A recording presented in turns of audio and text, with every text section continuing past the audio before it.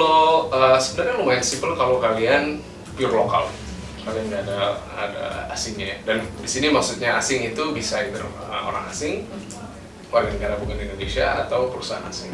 Kalau kalian mendirikan perusahaan dengan sesama orang Indonesia atau company Indonesia itu lumayan straightforward ya. Kalian cukup membuat semacam bahasa inilah akta pendirian, jadi itu isinya ibaratnya perjanjian lah bagaimana how to run the company gitu isinya. Akta pendirian perusahaan, kemudian ke notaris, dan kemudian notaris biasanya akan mengurus perizinan-perizinannya. Lumayan straightforward ya. Sama ada palingan yang kalian harus ingat, ada minimum modal yang harus diinjek, tapi nggak besar. Range masih puluhan juta, jadi kalian nggak usah khawatir. Lumayan cepat prosesnya sekarang, mungkin seminggu 2 minggu kalian sudah bisa punya PT sendiri.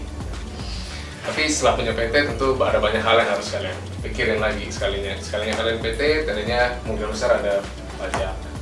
Mau pajak, selain pajak ada izin bisnis kalian mau ngapain sih PT-nya. Izin bisnis, kemudian nanti ya itu mulai lagi kita bersinggungan dengan segala macam aspek yang tadi saya sebut. Itu kalau pure lokal. Tapi kalau ada asingnya, ya itu tadi saya bilang ada regulator lain yang terlibat. Regulator lain ini yang mengatur, ini asingnya boleh berapa sih? Apakah dia boleh 100%, 50%, 100%? Kemudian regulatornya juga mengatur, kalian mau di bisnis apa? Regulator ini juga nanti mengatur berapa sih modal yang kalian harus punya di dalam ini. Itu first hurdle yang kalian harus hadapi. Sekalinya lewat itu, kemudian prosesnya sama kurang lebih sama kayak yang lokal tadi, bikin akta, masuk ke notaris dan segala macam. Nah, setelah itu baru lagi nanti proses masalah perpajakan dan masalah perizinan dan lain-lain. Untuk yang asing mungkin prosesnya agak lebih rumit ya, agak lebih lama. Tapi sekarang sudah banyak reformasi di BKPM. BKPM itu badan yang regulate foreign investment, itu badan koordinasi penanaman modal, dan mereka sudah banyak melakukan perubahan yang sangat positif. Jadi akhirnya membantu proses aplikasi untuk persetujuan foreign investment. Tapi tetap mungkin prosesnya sekitar seminggu 2 minggu itu dapat, baru kemudian proses yang biasa tadi ya sekitar seminggu 2 minggu juga ya, mulai sebulan lah kalian bisa PT.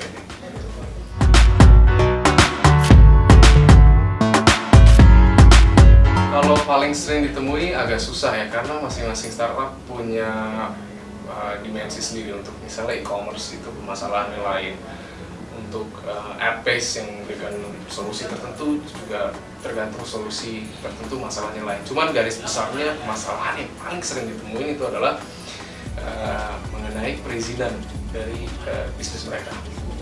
Baik lagi tadi yang saya bilang paling penting, bisnis kalian itu apa sih? Kalian harus tahu gitu. Dan kadang nggak segampang itu. Mungkin kalau untuk yang bentuknya e-commerce agak lebih mudah ya gitu. Atau marketplace, mungkin marketplace juga agak-agak masih debatable. Apa sih ini bisnisnya marketplace itu? Kalian nggak jualan, kalian cuma posting bisnis orang. Ada banyak aspek-aspek di situ yang bersifat legal yang sampai sekarang masih banyak diperdebatkan dan belum ada solusi yang pas. Atau kalian app base yang bukan solusi, misalnya saya lapar malam-malam mau beli makanan susah, saya pakai app. Kalian tuh apa sih sebenarnya gitu? Apakah kalian jadi penyedia layanan transportasi, izinnya beda? Atau kalian cuma menghubungkan penyedia layanan transportasi dengan customer, bentuk bisnisnya beda lagi? Jadi kalau ditanya seperti itu agak sulit, karena banyak sekali problemnya. Masing-masing bisnis itu punya problem sendiri. Tapi rata-rata problem itu timbul dari awalnya kita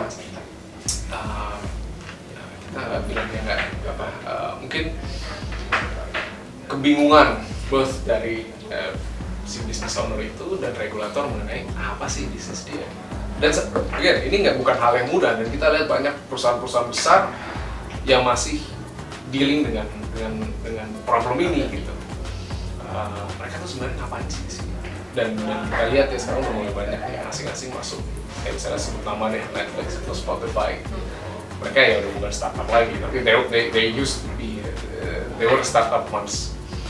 bisnis kreatif seperti ini sini mereka tuh sebagai apa sih? Muncul kan pro kontra, ada yang bilang nggak boleh, ada yang bilang boleh, ada yang bilang ini TV harus kena sensor, ada yang bilang ini kayak YouTube kena sensor, ada yang bilang YouTube sama aja kayak Netflix harus kena sensor, gitu-gitu.